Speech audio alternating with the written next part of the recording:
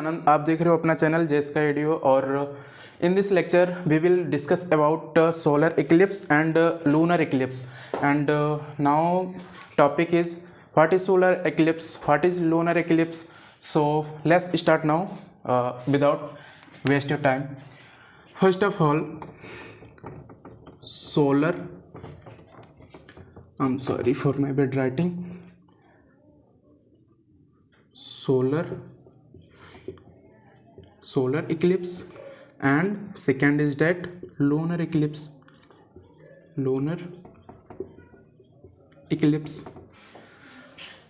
What is the meaning of Hindi solar eclipse and lunar eclipse? Solar eclipse means सूर्य ग्रहण जिसको हम हिंदी में बोलते हैं, एंड लूनर इक्लिप्स मीन्स होता है ये कि इसको हम बोलते हैं चंद्र ग्रहण. अब ये होता क्या है, कैसे होता है, और एक बात और आपको बता दूं, क्लास 10th का टॉपिक सब कुछ बन रहा था, लेकिन इसमें ये एक्स्ट्रा टॉपिक से उठाया गया, ड्राइव किया गया इसको. ओके, तो इसको क्लास 10th में इंक्लूड मत करना. बात समझ में आ रही है? चलो स्टार्ट करते हैं. सबसे पहला आप ये जानो कि ये जो हमारा यूनिवर्स है, यूनिवर्स सबसे पहले हम जानेंगे यहाँ पे मून के बारे में, ठीक है, अर्थ के बारे में जानेंगे हम कुछ बातें, और फिर सन के बारे में. तो सबसे पहले ये जान लो कि जितने सारे ग्रह होते हैं ना, वो ग्रह क्या करते हैं, कुछ ग्रह होते हैं, कुछ उपग्रह होते हैं. तो जो ग्रह होते हैं उपग्रहों के चारों ओर चक्कर लगाते हैं, ठीक है. जैसे फॉर एग्जांपल ये सपोज हम सबका ये अर्थ है, ये हम सबका अर्थ है. ओके, तो ये हम सबका है ग्रह, ठीक है. और इसके चारों ओर, इसके सराउंडिंग में क्या करता है मून, इसके सराउंडिंग में चारों ओर इसके, ये सपोज करते हैं कि दिस इज मून, ये इसके सराउंडिंग में क्या करता है, ये चक्कर लगाता रहता है, चक्कर लगाता रहता है. ओके, इसके सराउंडिंग में चारों ओर ये मूव करता रहता है. तो ये हम सबका अर्थ है, जो हम सबका ये हो गया हम सबका ग्रह, ठीक है. और ये मून जो है हम सबका उपग्रह हो गया. तो ग्रहों के चारों ओर उपग्रह चक्कर लगाते रहते हैं. अब बात आती है अगर सन की, अगर बात होगी तो सन हम सबका कुछ यूं तरीके से, सन के चारों ओर कौन चक्कर लगा रहा है, जितने अभी जैसे सोम, मंगल, बुध, बृहस्पति, शुक्र, शनि, इतने सारे जो ग्रह, अरुण है, वरुण है, इतने सारे ग्रह क्या कर रहे हैं, इसके चारों ओर चक्कर लगा रहे हैं. यानी कि ऐसा माना जाता है कि जिसका मास बहुत ज़्यादा होता है उसके चारों ओर क्या करते हैं, सराउंडिंग में चारों ओर मूव करते रहते हैं. ओके, तो sun is the star, you know guys. Sun, एक मिनट, वेट अ मिनट. हाँ गाइस, तो थोड़ा नॉइस हो रहा था इसलिए पॉज कर दिया था वीडियो. चलो स्टार्ट करते हैं. मैंने ये बोला था कि ग्रह जितने हैं, ग्रहों के चारों ओर उपग्रह क्या लगाते हैं, चक्कर लगाते हैं. फॉर एग्जांपल ये हम सबका मून है, मून ग्रह के चारों, पृथ्वी हम सबका ग्रह है, ओके, और मून इसके चारों ओर क्या करता है, चक्कर लगाता है. लेकिन किस टाइप से, क्या इस टाइप से? हाँ बिल्कुल, हाँ इसी टाइप से. लेकिन कैसा, ये जो हम सबका सन है, इसके चारों ओर पृथ्वी कुछ इस तरीके से मूव कर रही है, कुछ इस तरीके से. ओके, क्योंकि इसका नेचर है, ये क्लॉकवाइज नहीं चलती है, ये एंटी क्लॉकवाइज कुछ इस तरीके से चलती है. ओके, अब यहाँ पे देखेंगे तो सेम जिस प्रकार से ये मूव कर रही है, ठीक है, इस टाइप से एंटी क्लॉकवाइज, ये हम सबका मून है, तो मून भी कुछ इस टाइप से मूव करता रहता है. लेकिन आपकी पृथ्वी इस तरीके से मूव होती है ना, तो ये भी चारों तरफ इसके सराउंडिंग में चक्कर तो लगाता है, लेकिन इसके केवल चारों तरफ, इसके केवल चारों तरफ. और पृथ्वी जब इसके चारों ओर मूव कर रही है तो ये इसके बगल में ही है, तो ये भी सन का क्या करता है, ये चारों ओर चक्कर लगाता रहता है. तो आई होप ये बात क्लियर होगा. अब हम यहाँ पे समझेंगे कुछ, अगर आपको सोलर इक्लिप्स अगर पता करना है या फिर लूनर इक्लिप्स अगर पता करना है, तो हमको ये जानना पड़ेगा. 3 टर्म है यहाँ पे. सबसे पहला आपको बताना चाहूँगा, एक होता है ट्रांसपेरेंट, एक होता है दूसरा translucent, and third is that opaque. सबसे पहला हम सबका है, पहला हम सबका है ट्रांसपेरेंट.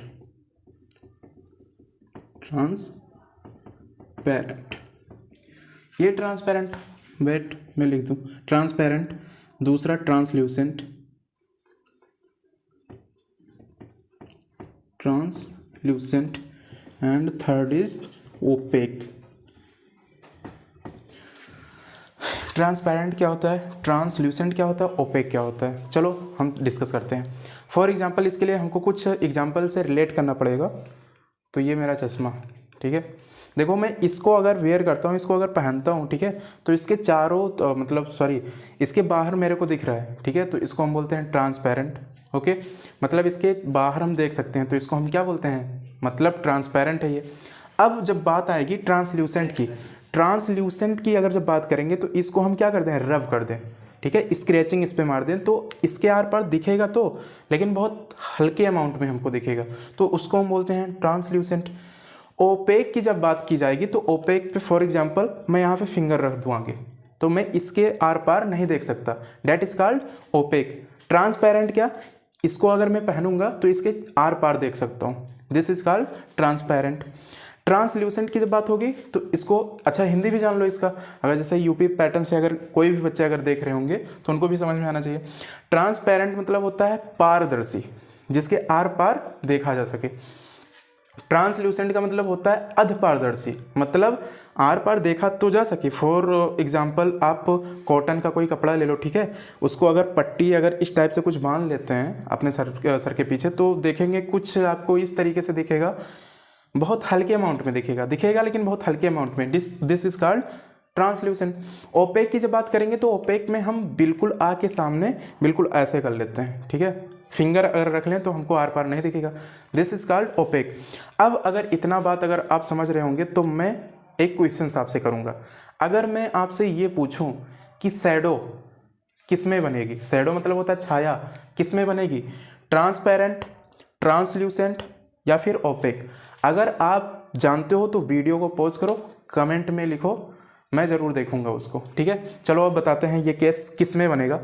अगर ये बढ़िया से अगर कंडीशन अगर आपको समझ में आया, ये होता है ट्रांसपेरेंट मतलब जिसके आर पार देखा जा सके, ट्रांसल्यूसेंट मतलब होता है कि इसके आर पार देखा तो जाए लेकिन हल्के अमाउंट में दिखे, और ओपेक, ओपेक में होता है कि बिल्कुल आर पार उसके देखा ना जा सके, ठीक है। तो अगर मैं आपसे ये पूछूं कि इसमें बताओ परछाई किस में बनेगी, शैडो किस में बनेगा, क्या वो ट्रांसपेरेंट में बनेगा, क्या वो ट्रांसल्यूसेंट में बनेगा, या फिर क्या वो ओपेक में बनेगा, तो आपको बताना है, ठीक है। तो किस में बनेगा, तो चलो हम समझते हैं। यहाँ पे मैंने ये बताया है आपसे, ट्रांसपेरेंट मतलब होता है पारदर्शी, जिसके आर पार देखा जा सके। तो फॉर एग्जांपल अगर ये गॉगल्स है, यहाँ पे अगर मैं एक लाइट रख दूँ तो लाइट यहाँ से आएगी तो उसकी जो रेज आएंगी, लाइट की जो किरण होंगी इसके आर पार कर जाएंगी, इसमें तो कोई पॉसिबिलिटी ही नहीं है कि इसमें शैडो बन जाए, छाया बन जाए, पहला कंडीशन। ट्रांसल्यूसेंट की जब बात करेंगे तो मान लो इसको मैं रब कर दे रहा हूँ, स्क्रैचिंग इस पर मार दे रहा हूँ, ठीक है, यहाँ से जब लाइट ये आ रहा है रोड का लाइट, इधर से जब जाएगा तो बनेगा तो शैडो बनेगा तो, लेकिन हल्के फुल्के अमाउंट में, ओके। लेकिन अगर जब ओपेक की बात करेंगे, ओपेक की बात करेंगे तो यहाँ पे अगर हम फिंगर रख लें तो उधर से लाइट आए तो इस फिंगर को नहीं पार कर पाएगी, तो हम सबका क्या बनेगा, इस पर शैडो ऑब्वियसली बन जाएगा, ओके। तो अगर आप इतना बात समझ गए होंगे कि ओपेक में, बस इतना कंडीशन याद रखना, ओपेक में शैडो बनता है, ओके। तो अब चलो हम समझते हैं कि सोलर इक्लिप्स क्या है और लूनर इक्लिप्स क्या है। इसको हम बोलते हैं सूर्य ग्रहण और एक को बोलते हैं चंद्र ग्रहण, लिख भी दूं, इसको हम बोलते हैं सूर्य ग्रहण, इसको हम बोलते हैं चंद्र ग्रहण, चंद्र ग्रहण। गांव में कुछ ऐसा मैथोलॉजी होता है ना कि बोलते हैं कि राक्षस इसको निगल गया, ठीक है, फलाना ढिमकाना करके, वो सब ऐसा कंडीशन नहीं है, साइंस कुछ अलग बोलता है। और अभी जो कंडीशन मैं बताने जा रहा हूँ आप बिल्कुल एग्जैक्ट समझ जाओगे कि सूर्य ग्रहण कैसे होता है और चंद्र ग्रहण कैसे होता है। चलो स्टार्ट करते हैं अपना टॉपिक। तो हम सबसे पहले बात करेंगे हम सोलर इक्लिप्स का। सोलर इक्लिप्स क्या होता है, मतलब सूर्य ग्रहण क्या होता है, तो चलो देखते हैं। यहाँ पे फोकस करो, what I am saying, this is sun and this is moon. Sun और मून के बीच में अगर पृथ्वी आ गई तो इसको हम क्या बोलेंगे, इसको हम बोलेंगे लूनर इक्लिप्स। लेकिन हमको बात किसकी करनी है, सोलर इक्लिप्स का। तो ये सन है, चलो यहाँ पे देखो, ये मान लेते हैं ये आपका क्या है, सन है, ये क्या है, सन। और सन के अराउंड क्या करते हैं, ग्रह चक्कर लगाते रहते हैं, पहला कंडीशन। यहाँ पे सन है, सन मैं सबसे पहला सोलर इक्लिप्स बताऊंगा। सन और अर्थ, इसको हम मान लेते हैं ये है अपनी अर्थ, ये है अर्थ। सन और अर्थ के बीच में अगर मून आ जाए, कौन आ जाए, मून। सन और अर्थ के बीच में अगर मून आ जाए तो इसको हम बोलते हैं सोलर इक्लिप्स। कैसे, क्या कंडीशन आप लगा दी हो। अब देखो यहाँ पे सन से आप जानते हो कंटिन्यूस रेज निकलती रहती हैं, ठीक है, इसकी किरणें तो आएंगी ना, तो इसकी जब किरणें आएंगी तो पड़ेंगी किस पे, सबसे पहले यहाँ पे देखो किस पे पड़ेंगी, मून पे, मून पे पड़ेंगी ना, यहाँ पे मून पे पड़ी। अच्छा ये बताओ जब सन की किरणें जब मून पे पड़ी तो इसका शैडो किस पे बनेगा, मून का शैडो किस पे बनेगा, अर्थ पे, है ना। ये इसका शैडो कहाँ पे पड़ा, अर्थ पे, ये आपके अर्थ पे बना। तो यहाँ से हम अगर अर्थ पे रहते हैं, आपको तो पता होना चाहिए इतना, ठीक है, यहाँ से अगर खड़े होके हम देखें तो क्या हमको सूर्य दिखेगा, टेल मी। यहाँ से अगर हम अर्थ से खड़े होके अगर देखें तो क्या हमको सूर्य दिखेगा, नहीं, अब हमको काले तरीके से दिखेगा। क्यों, because of this reason moon हम सबका मिड में पॉइंट में है। अगर देखा जाए तो सन और अर्थ के बीच में कौन आ गया, मून आ गया, ठीक है। तो इसकी शैडो अर्थ पे बनेगी, मतलब इसकी शैडो तो जाएगी ना अर्थ पे, लेकिन इसी प्रकार से अगर शैडो यहाँ पे अगर बनेगी तो ये हमको कुछ काला टाइप का दिखेगा, क्योंकि इसका शैडो मून का अर्थ पे बना है ना। तो अगर बीच में अगर हम देखें इसको, सन को देखें तो हम नहीं देख पाएंगे अर्थ से होके। लेकिन इसको अब एक बात और जान लो, हम नेक्ड आई से बिल्कुल नहीं देखना चाहिए, नग्न आंखों से, नंगी आंखों से हम बिल्कुल नहीं देखना चाहिए जब सूर्य ग्रहण होता है। बिकॉज जब सूर्य ग्रहण का कुछ ऐसा कंडीशन होता है क्योंकि इससे यूवी रेज आने स्टार्ट हो जाते हैं, यूवी रेज। अब यूवी रेज क्या होता है, जिसको हम बोलते हैं ultraviolet rays. Ultraviolet rays आप ऐसे देखेंगे ना अगर सूर्य ग्रहण को, तो नंगी आंखों से, तो आपको ब्लाइंडनेस भी हो सकता है, ठीक है। नाइट ब्लाइंडनेस नहीं बोल रहा हूँ, ब्लाइंडनेस बोल रहा हूँ, आप अंधे भी हो सकते हैं। या फिर अगर उसकी रेज अगर आपकी स्किन पे पड़ जाए तो ऐसा भी हो सकता है कि रेसेस वगैरह भी हो सकते हैं, ओके। तो हम अगर सोलर इक्लिप्स होगा तो हम अपनी नंगी आंखों से बिल्कुल नहीं देखेंगे। हाँ, इसके लिए एक्स्ट्रा कुछ इंस्ट्रूमेंट आते हैं, जैसे कि चश्मे के कुछ पार्ट में ऐसा आता है कि इसको हम देख सकते हैं, लेकिन केवल वही ऑब्स्टिकल पहन कर, मतलब ऐसा नहीं कि कोई हम दूसरा चश्मा पहन लें, ठीक है, फिर इसको देखें, अदरवाइज आपको प्रॉब्लम होगा, ओके। तो हम जान चुके हैं कि सोलर इक्लिप्स क्या होता है। सन की रेज सबसे पहले मून पे पड़ेंगी, मून का शैडो जो होगा अर्थ पे पड़ेगा, this is called solar Eclipse. अब जब बात हम करेंगे लूनर इक्लिप्स का, ये पहला कंडीशन है, ये फर्स्ट केस में है, ये फर्स्ट केस में। सेकंड केस की जब बात करेंगे, सेकंड केस की जब बात करेंगे तो ये हम सबका है सन, थोड़ा सा और बड़ा बना दूं, ये हम सबका है सन, ओके। सन और यहाँ पे होगा मून, यहाँ पे है मून, यहाँ पे बीच में हम रख लेते हैं अर्थ को, ठीक है, अर्थ। अब यहाँ पे देखो सन की रेज किस पे पड़ेंगी, सन की रेज तो आप कंटिन्यूसली निकल रही यहाँ से, तो सन की रेज यहाँ पे पड़ी अर्थ पे, किस पे, अर्थ पे। सन की रेज जब अर्थ पे पड़ी तो बताओ अर्थ का शैडो किस पे पड़ेगा। सन की जब रेज निकली अर्थ पे जब पड़ी तो मतलब पृथ्वी की परछाई कहाँ पे बनेगी, मून पे पड़ेगी। तो मून पे जब पड़ी यहाँ पे तो बताओ ये हमको काला पार्ट में नहीं दिखेगा, इसीलिए जब चंद्र ग्रहण भी होता है तो आप देखेंगे मून को तो काला टाइप से दिखता है आपको। क्यों, बिकॉज ऑफ दिस रीजन, अर्थ की शैडो किस पे पड़ रही है, मून पे पड़ रही है, ओके। तो इसको हम बोलते हैं लूनर इक्लिप्स, मतलब चंद्र ग्रहण। और चंद्र ग्रहण का कुछ ऐसा प्रोसेस होता है कि आप इसको नग्न आंखों से देख सकते हैं, मतलब विदाउट अगर चश्मा आप पहने हैं, ठीक है, तो उसको हम बहुत अच्छे तरीके से देख सकते हैं, क्योंकि ये विदाउट हार्मफुल होता है, हमको कोई नुकसान नहीं पहुंचाता है। तो ये था कुछ केस आपका सोलर इक्लिप्स, लूनर इक्लिप्स। कुछ बच्चे जहाँ पे पढ़ाता हूँ तो वहाँ पे बोल रहे थे कि सर इस वीडियो को बना दो, ठीक है, तो इसको मैंने बना दिया है, आप देख सकते हो, ठीक है, देख ही रहे होंगे। तो ऑल द बेस्ट, आपको अच्छे तरीके से समझ में आएगा। तो बस ज़्यादा कंडीशन इसमें कुछ भी नहीं था, बस यही है। आप जान गए थे ट्रांसपेरेंट, ट्रांसल्यूसेंट, ओपेक। ओपेक की कंडीशन में सारे केस इसमें ओपेक का अप्लाई हो रहा है। ये अगर हम सबसे पहले थोड़ा सा रिवाइज कर दे रहा हूँ, देख लो, सोलर इक्लिप्स, ओपेक का कंडीशन याद रखो। ओपेक अगर रहेगा तो आप अगर देख रहे होंगे वीडियो ना, तो मेरा पीछे परछाई बन रहा होगा। मैं किसका एग्जांपल हूँ? ओपेक का, क्योंकि लाइट मेरे लाइट, ये जो लाइट है रॉड वाली लाइट, ये मेरे आर पार नहीं जा सकती। हाँ, कुछ लाइट ऐसी भी होती हैं कि आपकी हड्डियों को चीरते हुए निकल जाती हैं। फॉर एग्जाम्पल आपसे बता दूँ, आपका फॉर एग्जाम्पल दिस रेडियस है, अल्ना है, या फिर मेटाकार्पल है, कार्पल है, या फेलेंजेस है।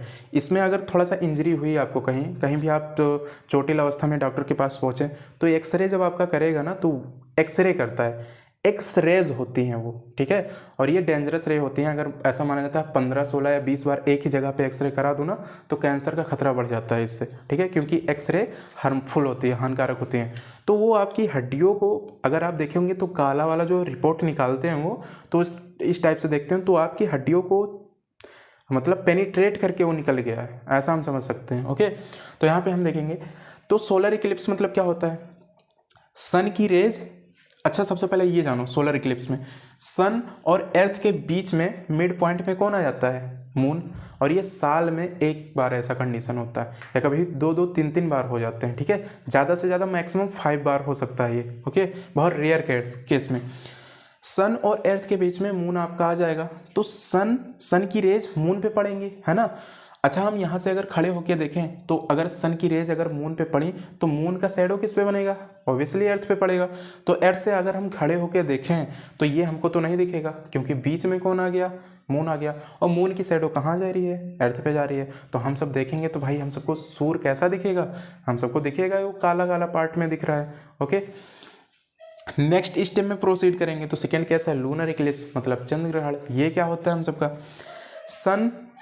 सन से रेज क्या आ रही हैं? आ रही हैं डायरेक्ट, ठीक है, अर्थ बीच में, सन और मून के बीच में कौन है? अर्थ है। तो इसकी रेज अर्थ पे पड़ी, और ये चीज क्या हो जाएगा? अब डोंट डिस्टर्ब, सन और मून के बीच में अर्थ है, ठीक है, तो इसकी कंटिन्यूस रेज इस पे पड़ रही हैं, तो ये क्या हो जाएगा? यहाँ पे अंधेरा हो जाएगा, डार्कनेस हो जाएगा, तो इसको हम बोलेंगे चंद्र ग्रहण। ओके, तो आई होप ये टॉपिक आपको समझ में आया होगा, ये एक्स्ट्रा टॉपिक था। ओके, सो मिलते हैं अपने नेक्स्ट वीडियो में। हम सबका अपन का तो चल ही रहा था क्या? लाइफ प्रोसेस, ठीक है, बायोलॉजी का क्लास 10th का फर्स्ट लेसन है लाइफ प्रोसेस, तो वो सब चल रहा था, तो उसमें सारे टॉपिक डिस्कस किए जा रहे थे। अब ऑटोट्रॉफिक हो गया था, ऑटोट्रॉफिक एग्जाम्पल में आया था ग्रीन प्लांट। और ग्रीन प्लांट क्या होता था? उसमें फोटोसिंथेसिस होता है। फोटोसिंथेसिस से क्या करते हैं? वो ग्लूकोज अपना बनाते हैं, एनर्जी अपना ड्राइव करते हैं, वो सब ऑक्सीजन हम सबको देते हैं। अब हम बात करेंगे उसमें हेट्रोट्रॉफी का, ठीक है, तो मिलते हैं नेक्स्ट लेक्चर में, and thanks for watching, see you next time, bye.